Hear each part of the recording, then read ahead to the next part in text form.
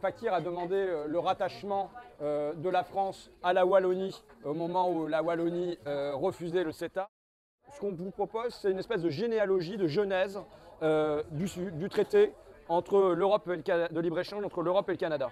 Et la matrice, c'est, on retrouve nos copains, on avait fait un dossier sur l'Union européenne où on voyait que grosso modo toutes les grandes étapes de l'Union européenne, qu'il s'agisse du traité de Maastricht, du traité constitutionnel européen, du traité de Lisbonne, de l'acte unique et ainsi de suite, il y avait un lobby qui est le plus puissant des lobbies patronales, qui s'appelle toujours la European Round Table. Et là, quand on regarde l'histoire du CETA, le point de départ, c'est la Canada European Round Table. Donc, c'est en fait le rassemblement des patronats du Canada et d'Europe qui se sont mis ensemble pour fonder ce lobby-là, dans lequel on trouve de notre côté Accor, Alstom, ArcelorMittal, Arriva, c'est juste pour les A, BNP Paribas pour les B, et ainsi de suite, Paribas pour les B. Et de l'autre côté, on a Alcan, Bombardier, Monsanto, Rio Tinto et ainsi de suite, côté Canada. Donc, et le directeur de ce lobby, c'est donc Jason Langrish. Et c'est lui, en fait, c'est ce lobby qui va porter le CETA, mais dès le départ. C'est-à-dire, par exemple, il lance une étude en septembre 2005 qui conclut qu'il faut un accord de libre-échange entre l'Europe et le Canada. Et ce qu'il dit à ce moment-là, c'est assez cash, c'est ceci. Ce qu'il faut comprendre, c'est que ce genre de dossier doit être porté par un leadership politique, sinon cela ne décolle pas. Donc il faut qu'il trouve quelqu'un pour porter le dossier. La personne qui va porter le dossier côté canadien, c'est Jean Charest, qui est le Premier ministre du Québec.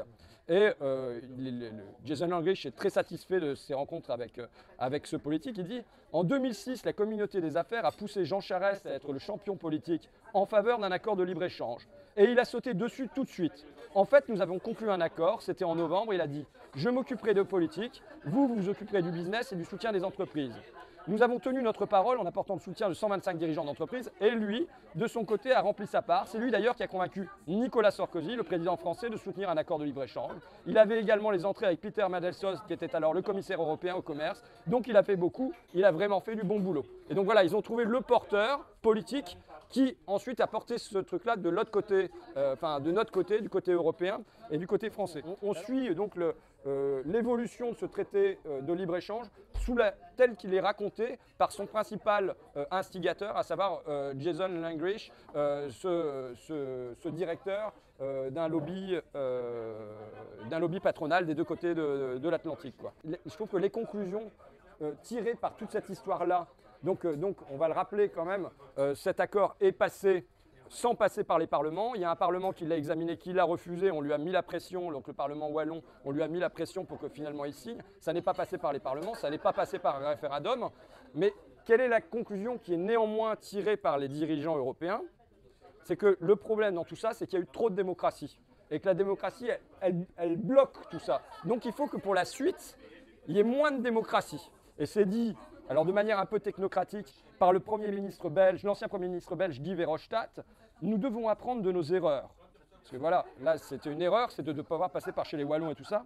Avec encore 30 accords comme le CETA en préparation, nous devons nous assurer que le commerce reste une compétence exclusive de l'Union européenne. C'est-à-dire qu'à partir du moment où l'Union européenne a signé un accord, on ne doit pas demander l'avis aux différents pays. Vous voyez?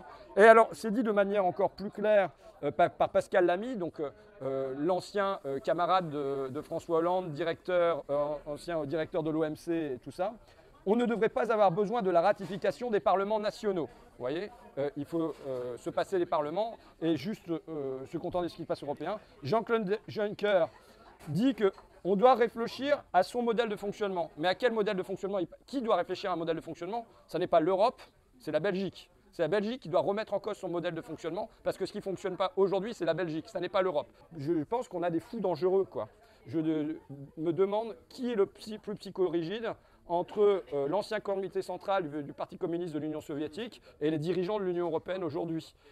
Parce qu'ils sont d'un dogmatisme, manifestement il y a un refus des peuples de tout ça, mais juste leur question c'est comment on fait pour passer en force, pour passer par en dessous, pour passer par sur le côté. Et ça, on peut regarder soit ça comme une comédie, c'est-à-dire qu'au fond le libre-échange est déjà mort Ça n'est plus qu'une pantomime, et voire peut-être même que le CETA n'entrera jamais véritablement dans les faits, ou alors comme quelque chose, une tragédie qui se prépare, parce qu'il y a comme quelque chose qui relève de la tension jusqu'au bout, avec cette rigidité et cette incapacité à sentir ce que veulent les peuples, ce refus d'en tenir compte, ça ne peut que crisper et possiblement nous amener le pire. Donc voilà.